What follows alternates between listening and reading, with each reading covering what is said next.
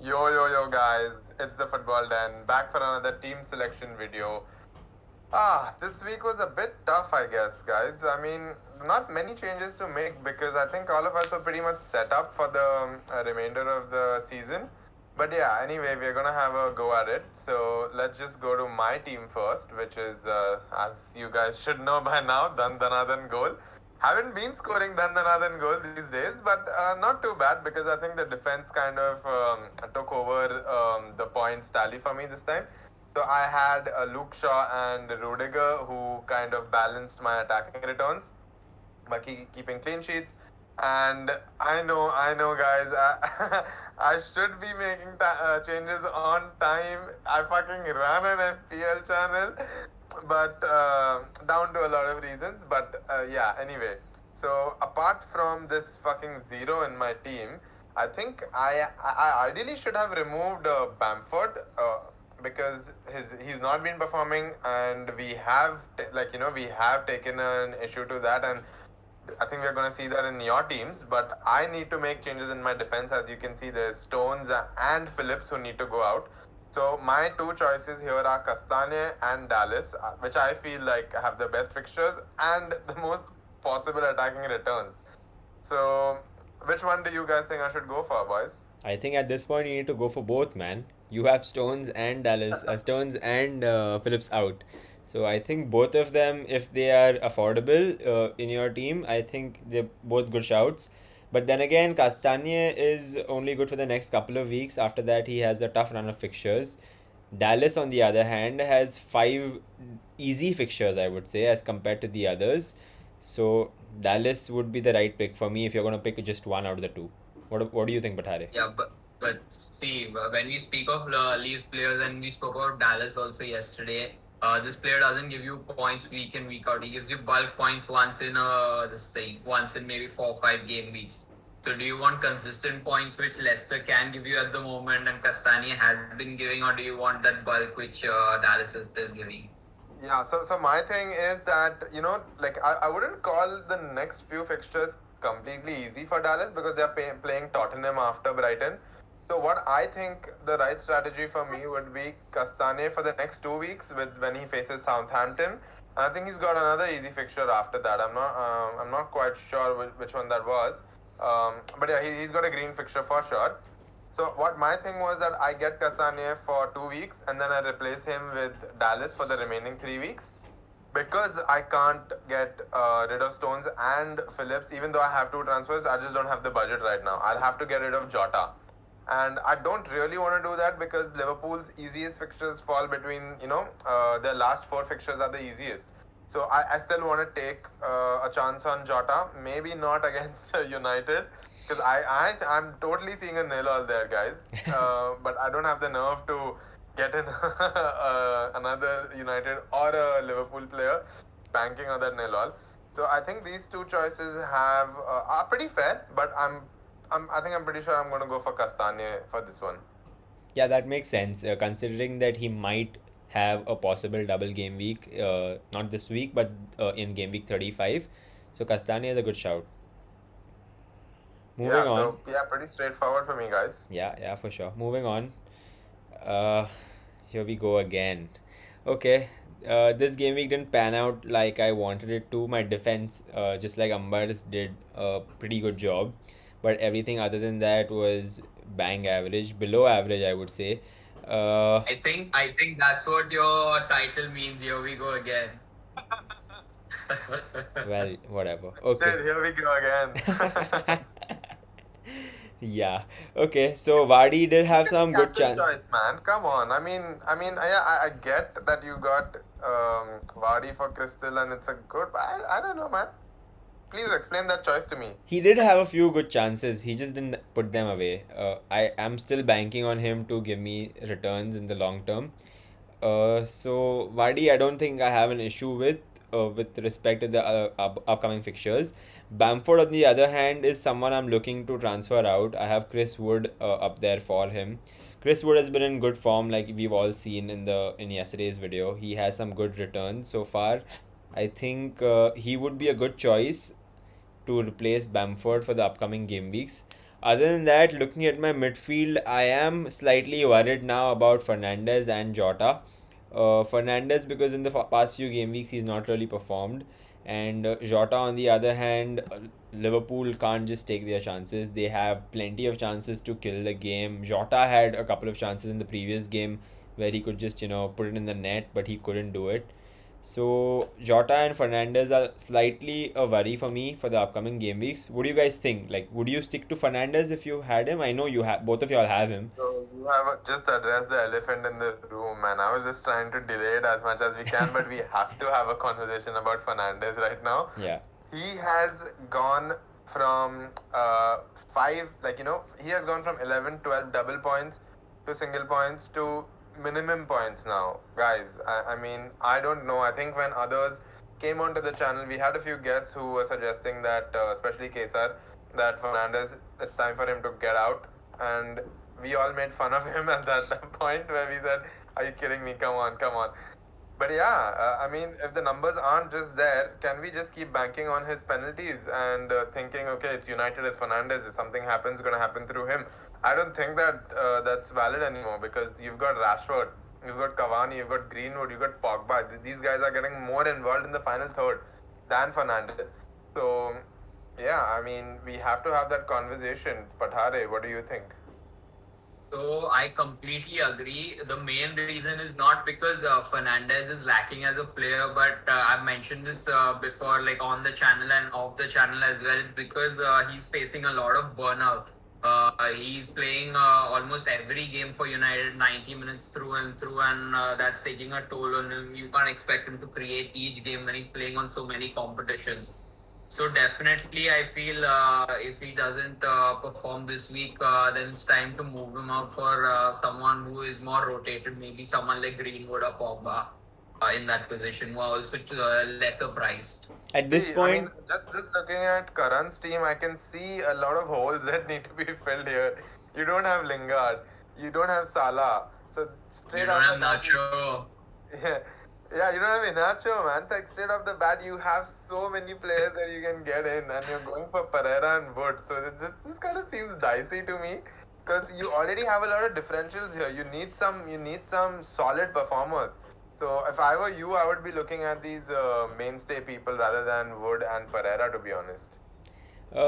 yeah, I did consider them, but then again, that would defeat the whole purpose because I am trying to catch up, and it makes no sense if I have the same players as you guys. Yeah, I agree that it's a lot of punts to take, but I was kind of banking on them to give me returns and your players to not give y'all returns, but clearly that has failed. So I'm just gonna let this season go and forget about it, but I'll still make these So changes. soon, there's 6 game weeks left. I know, not six, Yeah, 5 game weeks left. Five game weeks. Five game weeks left. Yeah, yeah, yeah, You yeah. can, Yeah. you're still in it. I mean, I wouldn't give you a chance against me Yeah. at least, or even Patare now. But yeah, I mean, if you can actually experiment and come up with some strategies for the next season right now, I think it's the perfect time, man. And by doing this, getting differentials and trying to get the maximum out of them. I think you should probably stick to it for some time because, as you already said, that you're not really in it now, my Yep. friend. You have conceded defeat. So yeah, you can try this strategy out. Wouldn't hurt you. I mean, couldn't hurt you more. I Yeah, would say. exactly. Yeah, yeah, yeah. That's See, I mean, for 5 game weeks, if you pick good teams, you have like around 50 points per game week. That's 250 points there, and you also have your bench boost to play. So definitely, like you can't catch up to Umber, but you still can get back into the game. I feel. yeah. I mean, that was the whole plan.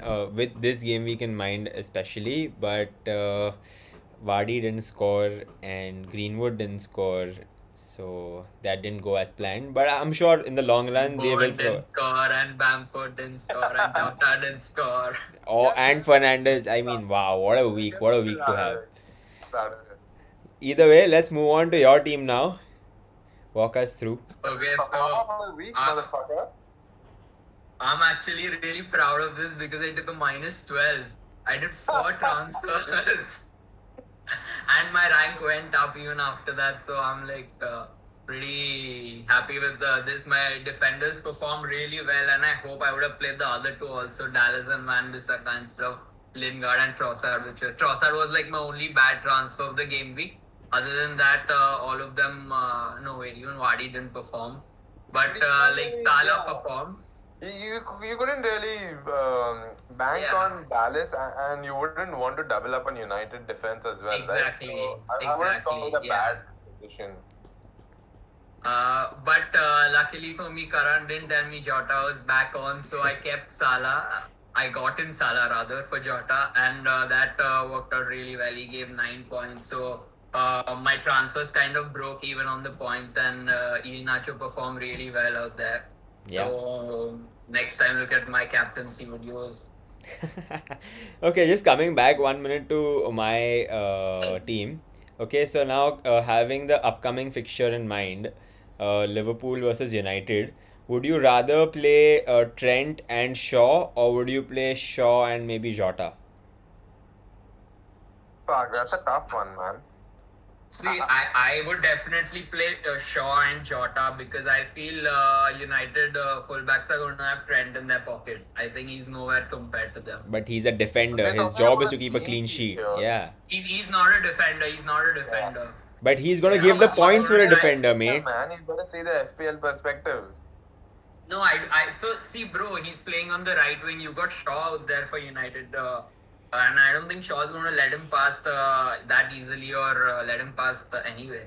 So there is But a he got potential of second both as teams well. keeping clean sheet, right? Yeah, that would be the most likely outcome. So why the fuck are you asking him to keep Jota? You Exactly. What a bitch ass, man. Anyway, No, see, I'll give you some honest if advice. if No, you're I will give you some honest advice here. I do see a nil all as usual. United against the I wouldn't want to call them the big six, but yeah, like for now the sixth biggest team I would say against the sixth biggest team in England. Yeah, they can keep a clean sheet, and I think they would be happy with a nil all. And Liverpool is going to come off. They need to get those points. They need to come top four. So I see perfect counter-attacking opportunities. So as long as United take their chances, it could go from nil all to in favor of United. But I don't see Liverpool with the way they are finishing these days, and with the way United is actually keeping a tight defense. They don't concede more than one goal, to be honest. So yeah, I don't you've really conceded very see goal. few. Okay, we Okay, so also I need would- to keep I an. would just Yeah, go ahead. Yeah.